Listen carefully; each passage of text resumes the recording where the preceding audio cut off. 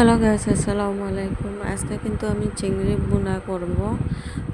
এখানে দেখতে পাচ্ছেন আমি ম্যারিনেট করে রেখেছি চিংড়িটা আগে থেকে। তো এখন আমি তেল গরম করে নিয়েছি। এখন চিংড়িটা হালকা একটু ভেজে নিব।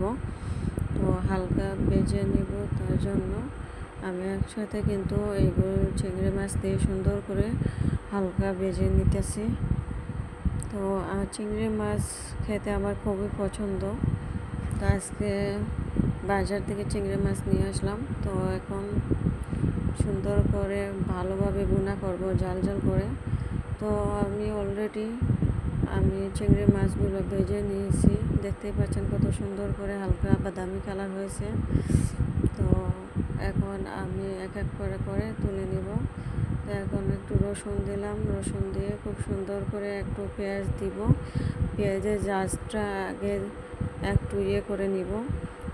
পেঁয়াজটা কাঁচা পেঁয়াজ যদি তেলের মধ্যে আগে থেকে একটু ভেজে নেওয়া হয় তাহলে ভালো লাগে, তরকারি খুব টেস্ট হয়। তো আমি পেঁয়াজটা দিয়ে খুব সুন্দর করে লাল করে নিয়ে তারপরে আমি মশলা দিব, গরম মশলা দিয়ে তারপর চিংড়ি মাছ দিয়ে অ্যাড করব।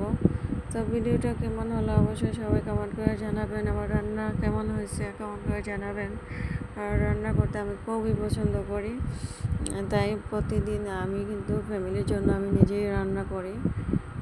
সব সময় রান্না করতে পছন্দ করি, তার জন্যই কিন্তু আমি নিজেই সব সময় এক হাতে রান্না করি আর আপনাদের জন্য উপহার হিসাবে ভিডিও করি। কেমন হলো অবশ্যই কমেন্ট করে জানাবেন।